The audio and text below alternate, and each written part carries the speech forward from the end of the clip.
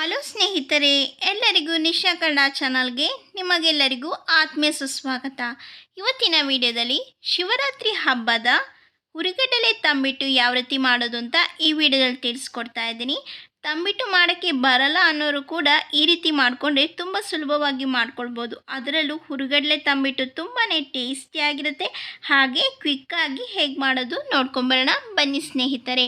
ಈ ವಿಡಿಯೋ ನಿಮಗೆ ಇಷ್ಟವಾದರೆ ಲೈಕ್ ಮಾಡಿ, ಶೇರ್ ಮಾಡಿ, ನಿಶಾ ಕನ್ನಡ ಚಾನಲ್ನ ಹೋಗಿ ಸಬ್ಸ್ಕ್ರೈಬ್ ಆಗಿ, ಪಕ್ಕದಲ್ಲಿ ಕಾಣೋ ಬೆಲ್ ಬಟನ್ನ ಟಚ್ ಮಾಡಿ. ಮೊದಲಿಗೆ ನಾನು ಒಂದು ಕಡಾಯಿ ತೊಗೊಂಡಿದ್ದೀನಿ. ಆ ಕಡಾಯಿಗೆ ನಾನು 3/4 ಕಪ್ ಆಗೋಷ್ಟು ಶೇಂಗಾ ಬೀಜನ ಹುರ್ಕೊಳ್ತಾ ಇದ್ದೀನಿ. ಹದವಾಗಿ ಹುರ್ಕೊಳ್ಬೇಕು, ಸಿಪ್ಪೆ ಎಲ್ಲ ಚೆನ್ನಾಗಿ ಬಿಡಬೇಕು, ಆ ರೀತಿ ಹುರ್ಕೊಳ್ತಾ ಇದ್ದೀನಿ. ನೋಡಿ, ಇಷ್ಟ ಆದರೆ ಸಾಕಾಗುತ್ತೆ. ಇದಕ್ಕಿಂತ ಜಾಸ್ತಿ ಕಪ್ಪಾಗುವವರೆಗೂ ಹುರ್ಕೊಳ್ಬಾರ್ದು. ಸ್ಟವ್ ಫ್ಲೇಮನ್ನು ಆಫ್ ಮಾಡಿಬಿಟ್ಟು ಒಂದು ಪ್ಲೇಟಿಗೆ ಹಾಕಿ ತಣ್ಣಗಾಗೋವರೆಗೂ ವೆಯ್ಟ್ ಮಾಡಬೇಕು. ಸೊ ಇವಾಗ ಮೇನಾಗಿ ಹುರಿಗಡಲೆ ತಂಬಿಟ್ಟು ಮಾಡೋದಕ್ಕೆ 1/4 ಕಪ್ ಆಗೋಷ್ಟು ಹುರಿಗಡಲೆನ ಮಿಕ್ಸಿ ಜಾರ್ಗೆ ಹಾಕ್ಕೊಂಡು ಸಣ್ಣದಾಗಿ ಪುಡಿ ಮಾಡ್ಕೊಳ್ಬೇಕು. ನೋಡಿ, ಈ ರೀತಿ ಸಣ್ಣದಾಗಿ ಪುಡಿ ಮಾಡ್ಕೊಳ್ಬೇಕು. ಈಗ ನಾನು ಇದನ್ನು ಒಂದು ಪಾತ್ರೆಗೆ ಹಾಕ್ಕೊಂಡು ನಂತರ ಹುರಿದಿಟ್ಕೊಂಡಿರುವ ಶೇಂಗಾ ಬೀಜದ ಸಿಪ್ಪೆ ಎಲ್ಲ ತೆಗೆದ್ಬಿಟ್ಟು ಒಂದು ಮಿಕ್ಸಿ ಜಾರ್ಗೆ ಹಾಕ್ಬಿಟ್ಟು ಇವಾಗ ಇದನ್ನು ತೆರಿಯಾಗಿ ಗ್ರೈಂಡ್ ಮಾಡ್ಕೊಳ್ಬೇಕು. ನೋಡಿ, ಈ ರೀತಿ ತೆರಿಯಾಗಿ ಗ್ರೈಂಡ್ ಮಾಡ್ಕೊಳ್ಬೇಕು. ಈ ರೀತಿ ತೆರಿಯಾಗಿ ಮಾಡ್ಕೊಳ್ಳೋದರಿಂದ ಬಾಯಿ ಸಿಗ್ತಾ ಇದ್ದರೆ ತುಂಬ ರುಚಿಯಾಗಿರುತ್ತೆ. ಅನಂತರ ನಾನು 2 ಟೇಬಲ್ ಸ್ಪೂನ್ ಆಗುವಷ್ಟು ರೋಸ್ಟ್ ಮಾಡಿರುವ ಎಳ್ಳನ್ನು ಸೇರಿಸ್ಕೊಳ್ತಾ ಇದ್ದೀನಿ. ಅದರ ಜೊತೆಗೆ ನಾನು 3/4 ಕಪ್ ಆಗುವಷ್ಟು ಒಣ ಕೊಬ್ಬರಿ ತುರಿನ ಹಾಕಬೇಕಾಗುತ್ತೆ. ಈಗ ಇದಕ್ಕೆ ಅರ್ಧ ಟೀ ಸ್ಪೂನ್ ಆಗುವಷ್ಟು ಏಲಕ್ಕಿ ಪುಡಿನ ಹಾಕ್ಬಿಟ್ಟು ಈ ರೀತಿ ಮಿಕ್ಸ್ ಮಾಡಿ ಪಕ್ಕಕ್ಕೆ ಇಟ್ಕೊಳ್ಳೋಣ.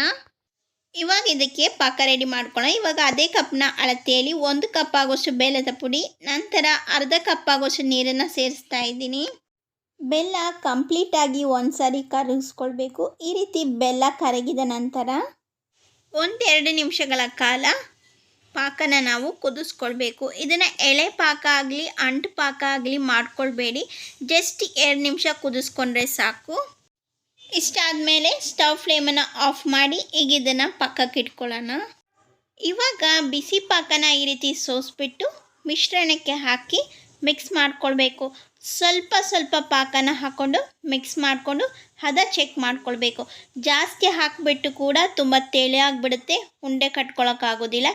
ಯಾವಾಗಲೂ ಎಷ್ಟು ತಂಬಿಟ್ಟು ಮಾಡಬೇಕಾದ್ರೆ ಸ್ವಲ್ಪ ಪಾಕನ ಜಾಸ್ತಿ ಇಟ್ಕೊಳ್ಬೇಕು.